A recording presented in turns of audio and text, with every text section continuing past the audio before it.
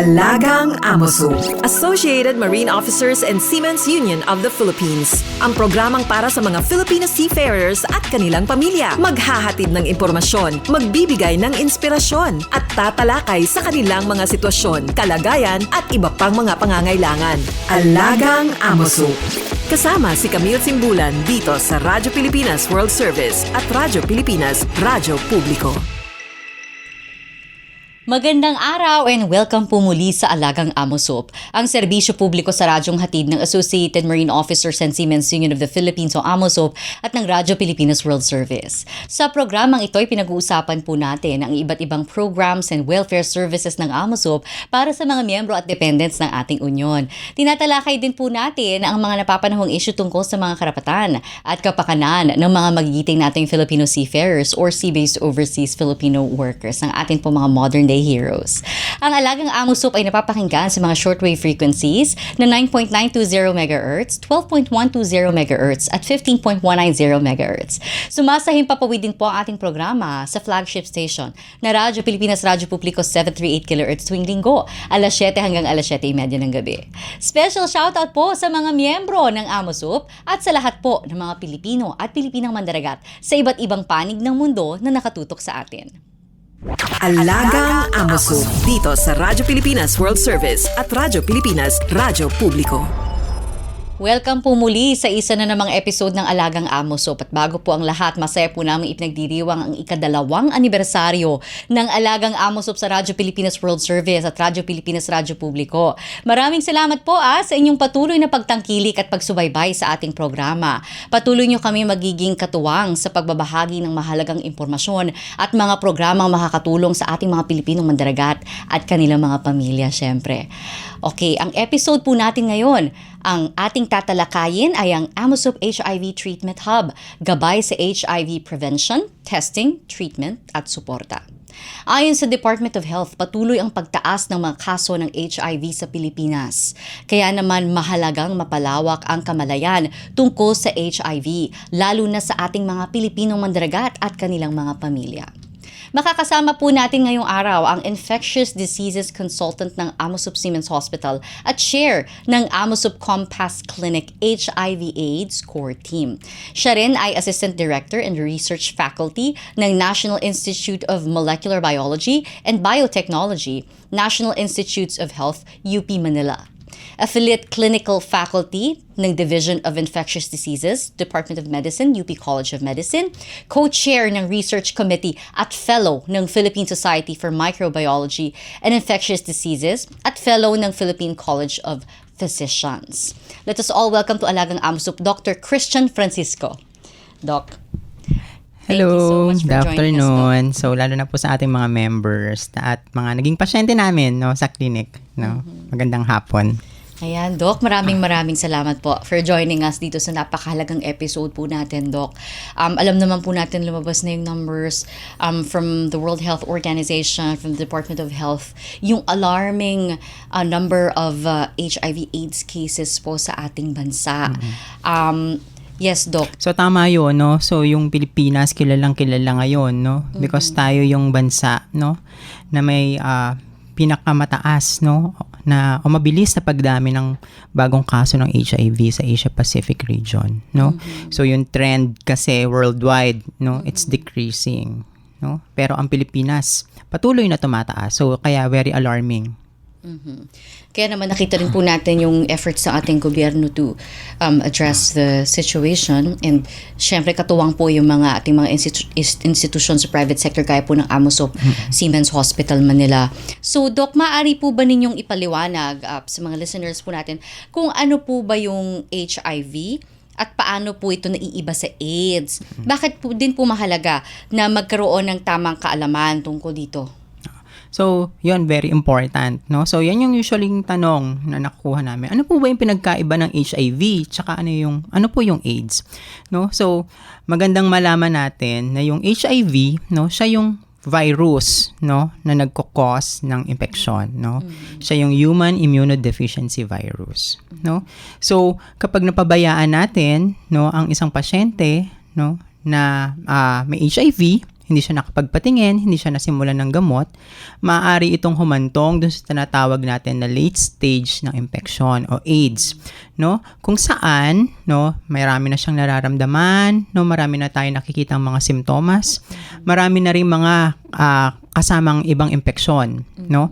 Dahil masyado nang humina yung kanyang immune system, no? So, dito sa stage na to, no, sa sobrang baba na ng kanyang resistensya o kanyang immune system, no? Kaya marami na siyang nararamdaman, marami na ring mga sakit, no? Mga komplikasyon, no, mga ibang infeksyon tulad ng tuberculosis, no? Mga fungal infection na mahirap gamutin, no? Kaya gusto natin na ang pasyente maagang makapagpatingin, no? Kasi mas maaga nating madidetect, no, na meron siyang HIV infection, mas madali tayong makakapag-start ng gamutan, no? Yun nga yung hindi masyadong maganda, no, sa sakit na to, no? Kung sino pa yung mas nangangailangan ng gamot, sila pa yung mas mahirap simulan, no, dahil nga sa dami na ng komplikasyon na nararamdaman nila, no? Kaya yun din, no, kaya gusto natin na maging maalam yung ating mga pasyente, no, ating mga members, no, para makapagpatingin sila kaagad, no? Makapagpasuri, no, ng kanilang dugo at malaman kung meron ba silang HIV o wala, no? Kasi ang HIV naman nagsisimula, wala kang nararamdaman eh. 'Di ba? Asymptomatic kumbaga, no? So hindi yan nakikita lang basta-basta sa itsura ng isang tao na mukha namang siyang healthy, no? So mukhang wala namang HIV. So hindi ganoon, no?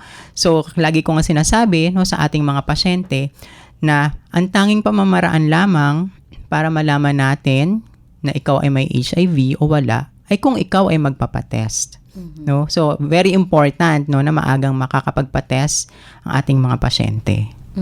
Talagang yung immediate po, no? Doc, marami pa rin kasing misconceptions about HIV/AIDS. Ano po yung mga common, alam ko po, ang dami nyo na pong experiences through the years dito po sa karamdaman na ito. Ano po yung mga common misconceptions na kailangan po nating ituwid, no, for the information of our... So, tama yun, no? So, laganap pa rin yung misinformation, no? Yung mga maling impormasyon regarding dahil sa HIV o yung mga misinformation tungkol sa HIV, no? So, unang-una, no, ang HIV daw ay nakakahawa sa karaniwang pakikisalamuha, no? So hindi ho 'yun totoo, no? So kahit na yakapin mo ang isang pasyenteng may HIV, no? Makipagkamay ka sa isang pasyenteng may HIV, no? Hindi po tayo mahahawa doon. Mahahawa lang po tayo, no, sa pamamagitan una, no, ng sexual activity, no? Pag unprotected sexual activity. No, so yan yung pinaka number 1, no, na reason kung bakit nahahawa yung ating mga pasyente. Maaari ding mahawa, no, ang isang pasyente ng HIV, no, sa pagsasalin ng infected na dugo, no, mga blood transfusion, pero itong pamamaraan na to ay very rare na nangyayari kasi nga maganda na yung screening natin, no, mga blood screening, no, so nade-detect kagad siya, no, kaya hindi na halos nangyayari yung mga ganitong bagay. Maaari ding makahawa, no, ang isang nanay, no, na may HIV sa kanyang anak, no, so kaya kailangan din ang mga buntis na si-screen din for HIV para makapag-start sila ng gamutan para hindi na nila maipasa sa kanilang mga baby, no? At pag nagpapasuso ang isang nanay, no, na may HIV at hindi siya naggagamot, maaari niya rin itong maipasa. So yung karaniwang pakikisalamuha ay hindi po 'yon, no, nakakahawa sa HIV. Pangalawa, no, yung paggamit din po o pag-share ho ng mga kubyertos. No, so lagi namin minsan natatanong nasasabi po sa amin o tatatanong po sa amin ng mga kapamilya na, Dok, ito siya po ay na-diagnose na may HIV. No? Kailangan po ba namin ihiwalay ang kanyang kubyertos? So, hindi po yun dapat. No? So, hindi po kailangan. No? Kasi hindi naman po siya nakakahawa. No? Yung pagkagat din po ng mga lamok, diba? Sasabihin nila, kung ang isang pasyente ba na may HIV ay nakagat ng lamok at ang kasambahay sa bahay ay mga kasama sa bahay ay nakagat din ng lamok na yon, magkakaroon di ba ng HIV? So, hindi rin po doon napapasa. Hindi totoo yun. Hindi po yung totoo. Pati rin ho yung paggamit ho ng CR, no? Yung ating toilet, no? So, hindi rin po doon nakakahawa ang HIV. Ang pangalawang misconception din po natin kailangan ituwid ay ang HIV ay isang death sentence pa rin. Diba? So, dati siguro, no, nung wala pa tayong mga magagandang gamot para doon. No? So, ngayon po, no, dahil meron na po tayo ng mga mabibisang mga antiretroviral. So, yun po yung tawag natin sa mga gamot para sa HIV. Antiretroviral. So, mabibisa na po sila, no, na napapababa po nila yung pagdami ng virus sa katawan, no. Hindi po nila ito naalis. So wala po pa ring cure, no, para sa HIV, pero na-manage na po natin siya, no. Parang katulad ng mga ibang sakit tulad ng high blood, diabetes, no, na maiinumin maintenance. So maiinumin ka lang na maintenance na gamot, no. At pag ininom mo 'yon, no, bababa ang dami ng replication ng virus sa katawan, no? Gaganda ang immune system, no? At nabubuhay na ang mga pasyenteng diagnosed with HIV na parang katulad ng mga pasyenteng walang HIV, no? So yung lifespan, no? Halos pareho na quality of life, no? Quality of life. So nakakapagtrabaho, no? So bumabalik sa dating mga activities, no? Sa iba't ibang larangan, no? Pwede pa ring umusad ang karera. So, hindi na siya katulad dati na hadlang ang death sentence, ang virus, no? Para magawa mo ang mga gusto mong gawin o mga pangarap sa buhay, no? So, yun yung mga misconception, no? Pangatlo, no? Meron ding magandang konsepto ngayon, no? Dahil nga sa magaganda na yung mga gamot natin sa HIV, no? Ano yung tinatawag natin na U equals U. Ang ibig sabihin nun, undetectable is equal to untransmittable. So, ibig sabihin, ang mga pasyenteng undetectable na ang viral load sa dugo, no? Hindi na sila nakakahawa. No? So, yun yung magandang mga improvement, no, na nabigay sa atin ng science. No? Pala yun. Oo. So, basta tuloy-tuloy ang gamutan. Oo. At eventually, hindi na ma-detect nga po yung virus. Hindi na siya nakakahawa. So, maaari na silang, hindi na sila mangangamba, no? Na mahahawahan nila yung partner nila. No? Hindi na sila mahangamba na yung magiging anak nila ay magkakaroon ng HIV, no? Kumbaga, parang normal na pamumuhay, no? Dahil doon sa ating mga antiretrovirals. So, nabibigyan sila ng bagong pag-asa. Tama. Hindi po. Tama. So, let's talk about naman po yung bagong initiative ng AMOSUP, yung COMPAS, no? Yung Comprehensive Program for HIV/AIDS Services for Seafarers, or COMPAS for short. Ayan. So, bilang isang organisasyon po or isang inisyatibo na nagsusulong ng kalusugan at kapakanan ng mga Pilipinong mandaragat, bakit po mahalaga na magkaroon tayo ng ganitong HIV treatment hub na sarili, specifically for our member seafarers and their dependents? Ano po ang kahalagahan nito, lalo na sa mga seafarers na nagiging HIV reactive? So, tama yun, no? So, dati nga, di ba, ang iniisip natin na parang pag nagkaroon ka ng HIV, no, tigil na ang karera mo, no? So, ngayon, hindi na ganoon. So, alam natin na pag ang isang seafarer, no, na-diagnose siya ng HIV, no, at nakapagsimula siya ng gamutan, napaganda na natin ang kanyang immune system, no, ay makakapagpatuloy pa rin siya, no, sa kanyang trabaho, no. So, itinayo namin itong COMPAS Clinic, no, dahil nga nakikita natin na yung ating mga members, no, na na-diagnose ng HIV, no, ay nagpapatingin, no, sa mga ibang mga treatment hub, no.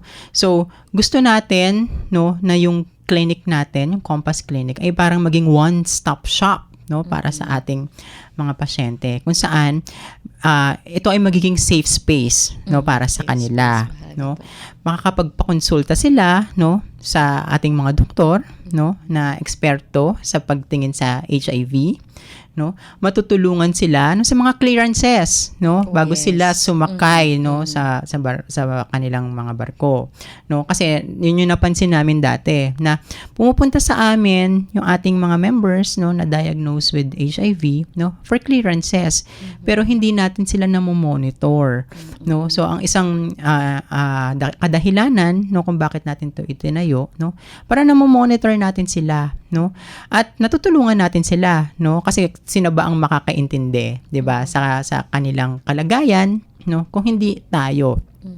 Ang isang kagandahan din ng pagkakaroon natin ng sariling clinic, no, dahil nga sila ay members ng AMOSUP, no, ay magkakaroon sila ng mga ibang benepisyo, no, na hindi nasakop na tinatawag natin na OHAT package. So yung OHAT package, siya yung outpatient HIV and treatment package ng PhilHealth.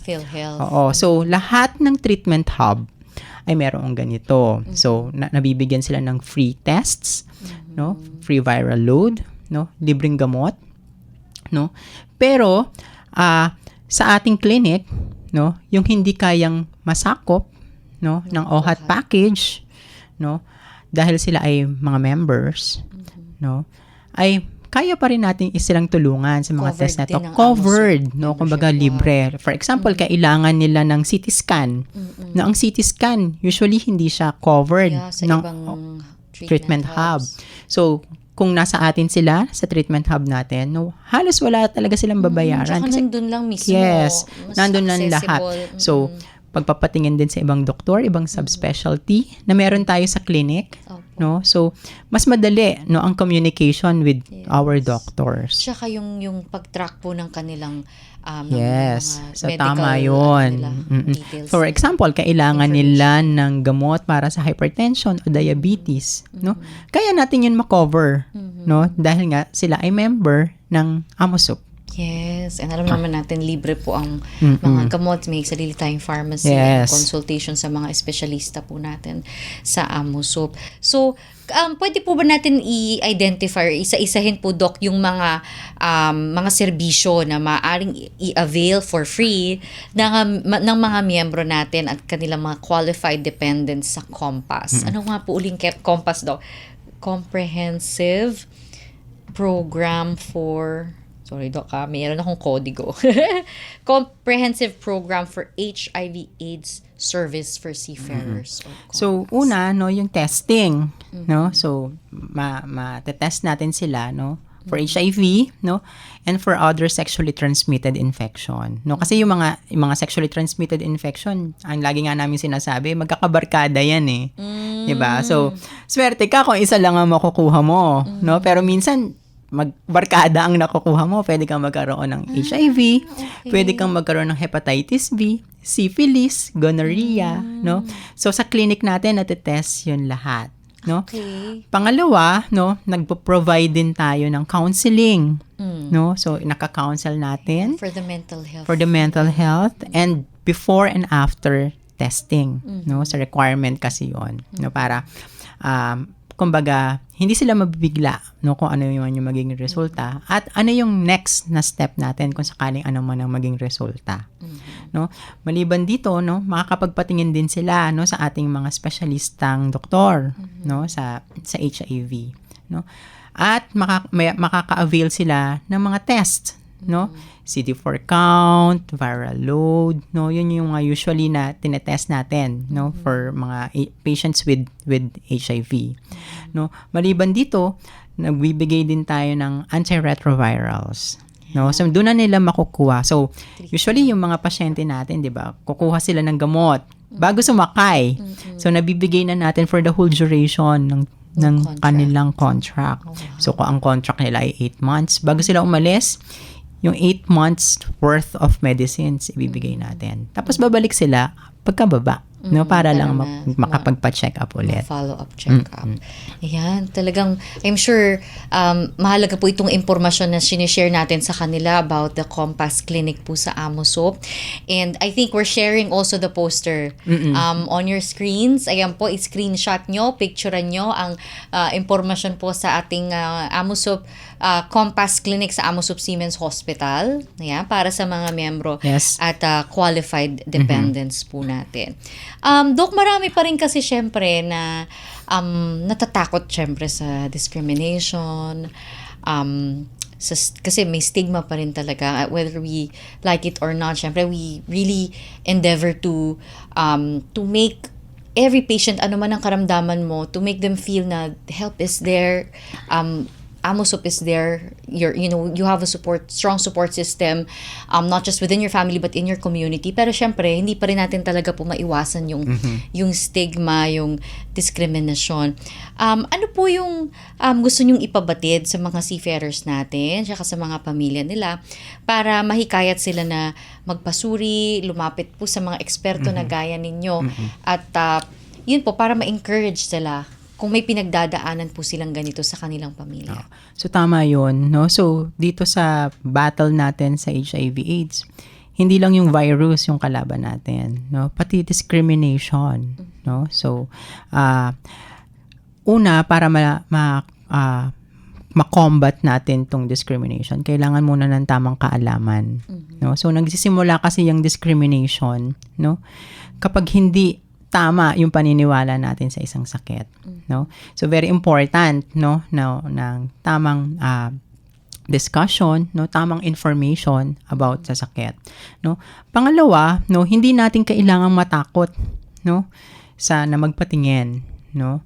Kasi katulad nga ng sinabi ko, mas maaga nating ma-detect, no, ang infection, mas madali nating magagamot, no? Maiiwasan natin yung komplikasyon, no, ng infection, no? So habang patuloy, no, yung gamutan, no, normal yung buhay, no? At ang diskriminasyon, no, kailangan nating labanan, no, sa tamang kaalaman, no? Maliban dito, no, hindi hadlang, no, ang pagkakaroon ng infection para makapagtrabaho ka, no? So actually, no, meron tayong mga batas na nagpoprotekta, no, sa mga pasyenteng may HIV, no, na bawal silang ma-discriminate, no, o hindi sila mabigyan ng trabaho dahil lamang sa pagkakaroon ng HIV, no? So napoprotektahan ito ng batas, no? At syempre, nandito pa rin tayong Amosop, no, clinic, no, the Compass Clinic, no, para gabayan sila, no, so sa kanilang kalusugan, no, at sa kanilang magiging trabaho. Tsaka syempre, we ensure of course na protected sila. Tapos confidentiality, Yung confidentiality, no, so very important yung yun sa isang information, clinic. data. Information. So doon natin masasabi, no, sa clinic natin, very confidential ang lahat ng mga bagay. Yes. So, syempre, nandyan nga sa screens nyo yung impormasyon natin, and you can always reach out to your union. Maya-maya po i-share din namin yung contact center details natin and yung mga available platforms po natin online that you can reach out po if you're interested to avail of the services of Amosop's Compass Clinic. Napakahalaga pong serbisyo nito para sa mga member natin at sa kanilang mga dependents.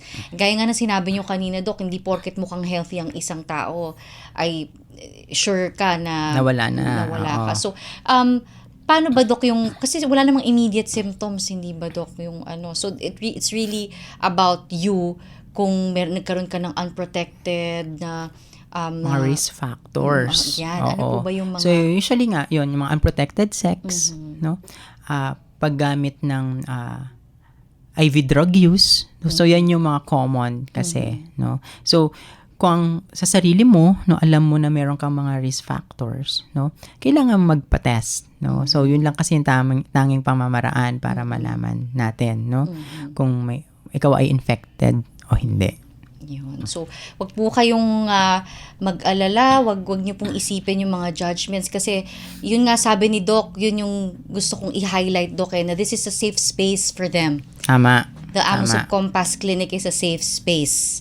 And nandyan si Doc, ang kanyang team, no, to accommodate you, ang ating mga seafarers and yung mga pamilya ninyo. And gaya nga ng diniscuss natin, no, libre po yung test, libre yung kung ano man yung iba pang kailangan na procedures and yung gamot, yan po yung mahalaga na nagkakaroon tayo ng pag-asa para sa ating mga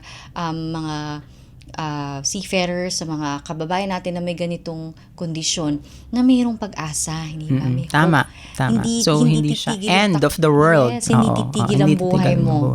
Diba, may available na service na ganito, may kumbaga may pagmamalasakit yung ating komunidad, yung pamilya nyo, yung pamilya nyo dito sa Alagang AMOSUP, sa AMOSUP Seamen's Center, Manila, sa AMOSUP Seamen's Hospital, ang inyong unyo, nandito po tayo para sa inyo. Wag po kayong mag-atubili, wag po kayong mag-doubt. Nandito po ang office, ang Compass Clinic ni Dr. Francisco. Tama. Ayan. So, Doc, final message na lang po sa mga listeners So, yun natin. po, no, sa ating mga members, no, so wag pong matakot, no, kasi meron naman pong gamot, no, so hindi na po ito death sentence, no, at kaya po nating mamuhay ng normal, no, kaya pa rin po nating umarangkada sa ating karera, no. Alam po namin na itong ating Compass Clinic ay bago pa lamang, no. So, at ating pong mga members, no, na meron pong or infected po ng HIV, no, ay usually nasa mga ibang treatment hubs po sila, no. So inaanyayahan po namin sila, no, na maaari po silang kumonsulta sa ating clinic, no. Maaari po silang magpalipat, no, from their previous treatment hubs, no, sa atin pong treatment hub, no, para mas maging maganda po, no, yung aming monitoring sa kanila. So yun po. Ayan. So talagang long-term care ang ang ating pong tinitignan dito, na to make sure po na yung inyo pong treatment ay tuloy-tuloy, na yung screening nyo po, meron po tayong mga facility sa ating hospital. Kaya yun po, bukas po ang pinto na ating AMOSUP Compass Clinic sa pamumuno ni Dr. Francisco. Thank you so much, Doc. Thank you. So, para po sa inyong mga concerns or gusto niyo po mag-reach out sa AMOSUP, sa inyong union, nandiyan po sa screens ninyo ang impormasyon ng AMOSUP Contact Center o ACC. Nandiyan po ang telephone, mobile, globe, and smart numbers po natin na pwede niyong tawagan. Nandiyan din po ang ating AMOSUP official Facebook page and AMOSUP official Facebook group. And of course, the AMOSUP official YouTube channel para sa mga announcements po ng ating union. And perhaps you can also share the poster you shared with us, Doc, on the Compass Clinic. So for our programs naman po, benefits, welfare programs, mga facilities and service units ng ating union, punta lamang po kayo sa www.amosup.org. Sa gitna po ng mga tensyon sa Persian Gulf at Black Sea, mayroon din tayong nakatalagang AMOSUP Help Desk para sa inyo. Maaari po kayo makipag-ugnayan sa helpdesk@amosup.org para sa anumang katanungan o tulong na inyong kailangan. Katuwang din po natin ang Department of Migrant Workers at ang International Transport Workers Federation upang tiyakin ang kaligtasan, kapakanan at karapatan ng bawat Pilipinong mandaragat. Para sa agarang tulong at komunikasyon, nasa inyong mga screens po ang kanilang mga contact details. Ang DMW Kumusta Kabayan, meron po silang email, Viber at WhatsApp numbers. At ang ITF Seafarer Support naman po, nandiyan po ang email address ng ITF, at sa ating Manila Inspector, nandiyan po ang email address ni Chief Engineer Arvin Peralta.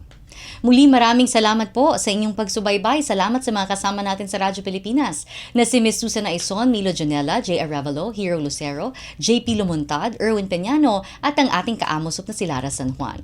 Maraming salamat din po, Dr. Christian Francisco. Salamat. Thank you so much sa inyong oras, pagbabahagi ng kaalaman at mahalagang impormasyon tungkol sa HIV awareness at sa mga serbisyong hatid ng AMOSUP Seamen's Hospital Manila HIV Treatment Hub o Compass Clinic. Sa ating mga tagapakinig, lalo na sa ating mga seafarers at kanilang mga pamilya, sana po ay may natutunan tayo sa episode ngayong araw. Tandaan, huwag matakot, magtanong, magpasuri. humingi ng tulong. Nandito po ang AMOSUP HIV Treatment Hub para umalalay at magbigay ng tamang gabay at suporta. Pagbati rin po muli sa lahat ng mga miyembro at dependents ng AMOSUP na siyang inspirasyon po ng lahat ng mga programa at serbisyo ng ating unyon. Atin din pong subaybayan ang programang Alagang AMOSUP sa Radyo Pilipinas World Service at Radyo Pilipinas Radyo Publiko 738 kHz tuwing linggo alas 7 hanggang alas 7:30 ng gabi. Ako po si Camille Simbulan at ito po ang Alagang AMOSUP. All aboard sa talakayan. Palalimin pa ang inyong kaalaman. Alagang AMOSUP dito sa Radyo Pilipinas World Service at Radyo Pilipinas Radyo Publiko.